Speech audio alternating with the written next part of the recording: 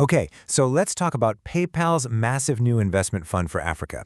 If you're a founder or a freelancer in Kenya, you already know the struggles we face with payment platforms. So when this news hit, you were probably asking the same thing as everyone else. What does this actually mean for me? Well, in this explainer, we are going to cut right through the hype and show you how this fund really works, and more importantly, what you need to do to get a piece of the action. $100 million. So let that number sink in for a second. This isn't just another headline, you guys. It is one of the biggest investments PayPal has ever made in this region. This money is specifically meant to light a fire under the digital economy across Africa and the Middle East. For a fintech hub like Kenya, this is a massive, massive deal. So here it is, the big question. How do you get your share of this $100 million pie? And, well, it's not as easy as just filling out some application. Honestly, for most people, trying to get this money directly is a complete dead end. But the indirect route? Now that's where the real opportunity is hiding. Now, listen to the words from PayPal's own CEO. Pay attention to the key words here: scale faster and expand beyond borders. What does that tell you? It tells you they are not looking for cool ideas on a napkin. They're looking for businesses that are already up and running and are just waiting for a tank of rocket fuel. It's a huge goal, for sure, but it's also our first major clue about who this money is actually for. And that brings us right to the reality check. So for the next couple of minutes, I want you to forget I'm just a host. Think of me as a former associate at PayPal Ventures, someone who's seen thousands of pitches cross my desk. We're about to get brutally honest about how this whole game really works, because this is the point where big dreams meet cold, hard spreadsheets. Look at this slide. This shows you the fundamental gap. On the left, that's what a venture capital fund like PayPal's is looking for: a legally registered company, a product that already has proof that people want it, that's traction, and a business model that can grow huge. On the right, that's what they ignore: individual freelancers, no matter how skilled, and great ideas that don't have a single paying customer. Let's be very clear, this is not a grant. It's fuel for an engine that's already fired up and running. In this $100 million, it's not just one giant pile of cash. They're deploying it very strategically. PayPal Ventures will be funding early-stage startups, probably in hot areas like payments, finance APIs, and cross-border tech. They'll also buy smaller pieces of companies that are already growing, or they might just buy a successful business outright. And that last point, talent development, that's a really important one. Stick with me, we'll circle back to that.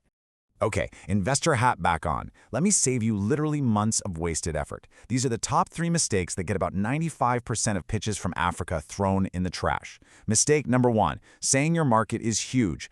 I don't care that Africa has over 1 billion people. I care if you can prove to me how you're going to get your first 1,000 customers. Number 2, asking for money with zero traction. Your idea is basically worthless until you have proof. That means paying customers. And number 3, a weak team. We invest in people who have lived and breathed the problem they're trying to solve. All right, now if that dose of reality didn't scare you away, then congratulations. You might actually have what it takes. So for those of you out there who are building a company, let's pivot from the hard truths to the playbook. This is your step-by-step guide to getting your business ready for a fund like this.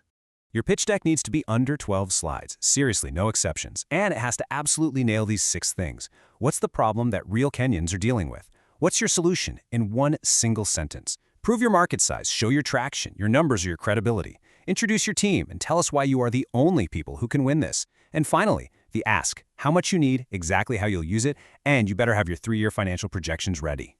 You know, let's just double-click on that market size question for a second, because this is where so many founders trip up. How do you actually prove your market size in a way that an investor who hears exaggerated claims all day long is actually going to believe you? This slide right here shows you the difference between a professional and an amateur. On the left, those are the green flags. We're talking credible, third-party sources, World Bank reports, GSMA data, stats from the Central Bank of Kenya. This shows you've done the work. On the right, those are the red flags. Lazy phrases like, we'll get 1% of the African market. That's not an analysis, my friend. That's a wild guess. And it tells an investor you're not serious. You have to ground your big vision in real data. And let's be absolutely crystal clear on what traction means, because it might be the single most important word in this entire process. Traction is proof. It is the hard evidence that transforms your idea into an actual business.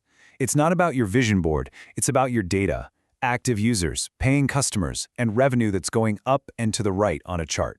Without that, you're just another person with an idea. Okay, but what if you're a freelancer? What about the thousands of talented developers, marketers, and designers driving Kenya's digital economy? Well, direct funding is not going to happen, but that doesn't mean you can't get a huge piece of this action. In fact, this investment wave could be the single biggest opportunity of your entire career if you play it smart.